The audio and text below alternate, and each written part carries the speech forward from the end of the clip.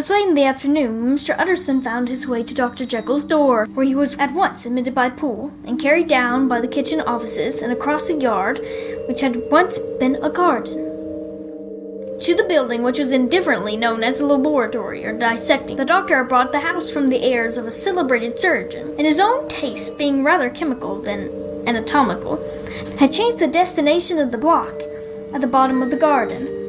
It was the first time that the lawyer had been received in that part of his friend's quarters, and he eyed the dingy, windowless structure with curiosity, and gazed round with a distasteful sense of strangeness as he crossed the theater, once crowded with eager students and now lying gaunt and silent.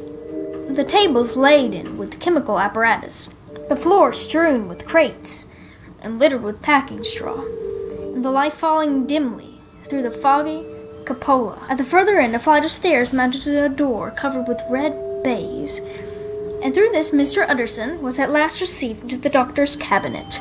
It was a large room fitted round with glass presses, furnished among other things with a cheval glass and a business table, and looking out upon the court by 3 dusty windows barred with iron. The fire burned in the grate.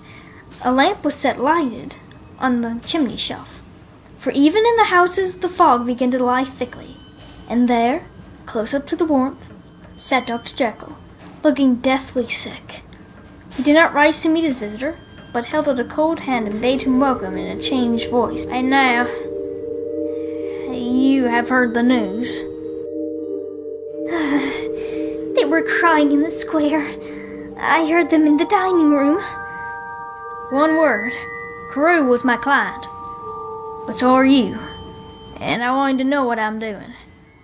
You have not been mad enough to hide this fellow. Utterson, I swear to Celestia, I will never set eyes on him again. I bid my honor to you that I am done with him in this world.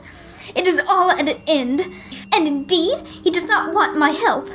You do not know him as I do. He is safe. He is quite safe. Mark my words, he will never more be heard of. The lawyer listened gloomily. He did not like his friend's feverish manner. You seem pretty sure of him, and for your sake, I hope you may be right. If it came to a trial, your name might appear. I'm quite sure of him. I have grounds of certainty that I cannot share with you, with anyone, but there is one thing on which you may advise me. I have received a letter, and I am but a loss whether I should show it to the police. I should like to leave it in your hands, Utterson. You would judge it wisely, I'm sure. I have so great a trust in you. You fear, I suppose, that it might lead to his detection? No! I cannot say that I care what becomes of Hyde. I am quite done with him. I was thinking of my own character, which this hateful business has rather exposed. Utterson ruminated a while. He was surprised at his friend's selfishness, and yet relieved by it. Well, let me see the letter. The letter was written in an odd, upright hand, inside Edward Hyde, and it signified, briefly enough, that the writer's benefactor, Dr. Jekyll, which he had long so unworthily repaid for 1,000 generosities, need labor under no arm for his safety, as he had means of escape on which he planned a sure dependence. A lawyer liked this letter well enough. It put a better color on the intimacy which then he had looked for, and he blamed himself for some of his past suspicions. Have you the envelope? I burned it before I thought what I was about, but it bore no postmark. The note was handed in. Shall I keep this and sleep upon it? I wish you to judge for me entirely. I have lost confidence in myself. Well, I shall consider. And now one word more. It was Hyde who dictated the terms in your will about that disappearance? The doctor seemed to seize the call of faintness. He shut his mouth tight and nodded. I knew it. He meant to murder you. You had a fine escape. I have had what is far more to the purpose. I have had a lesson. Oh, Celestia Utterson, what a lesson I have had! And he covered his face with a moment with his hands. On his way out, the lawyer stopped and had a word or two with Poole.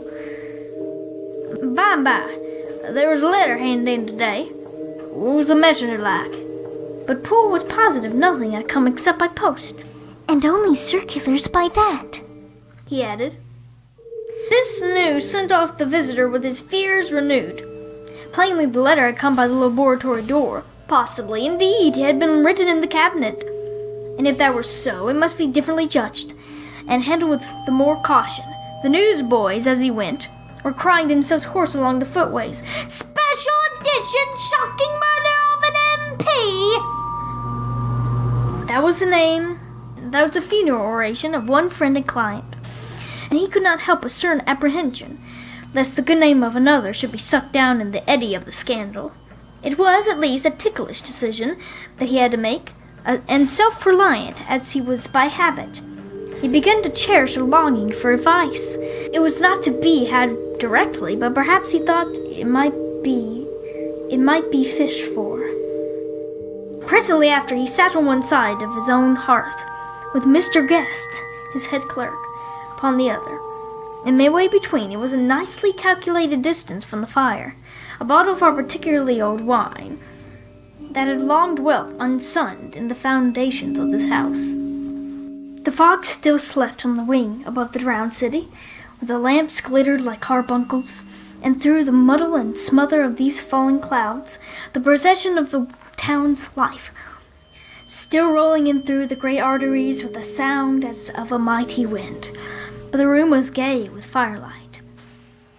If the bottle the acids were long ago resolved, an imperial dye had softened with time, as color grows richer in stained windows, and the glow of hot autumn afternoons on hillside vineyards, ready to be set free and to disperse the fogs of London. Insensibly, the lawyer melted. There was no man from whom he kept fewer secrets than Mr. Guest, and he was not always sure that he kept as many as he meant.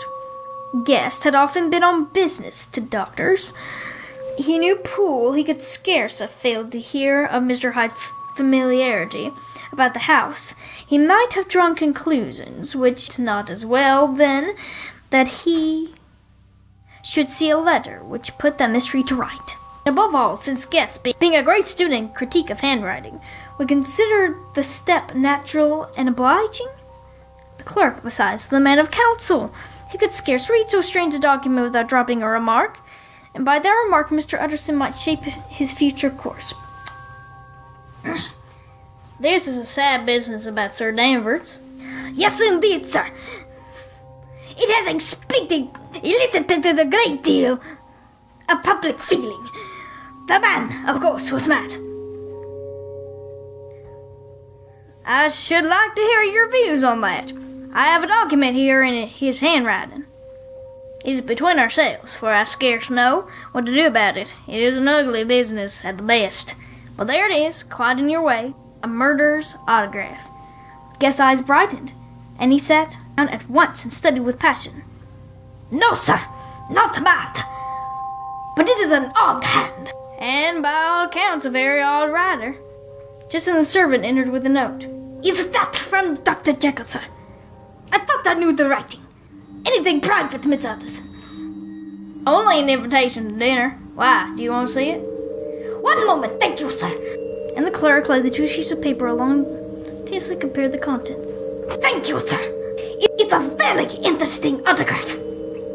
There was a pause, during which Mr. Utterson struggled with himself. Why did you compare him, Guest? Well, sir, there's a rather singular resemblance. The 2 hands are at many points identical, only differently sloped. Rather quaint. It is, as you would say, rather quaint. I wouldn't speak of this note, you know. No, sir. I understand. But no sooner was Mr. Utterson alone that night than he locked the note into his safe, where it reposted from that time forward. What? Henry Jekyll forged for a murder? And his blood ran cold in his veins.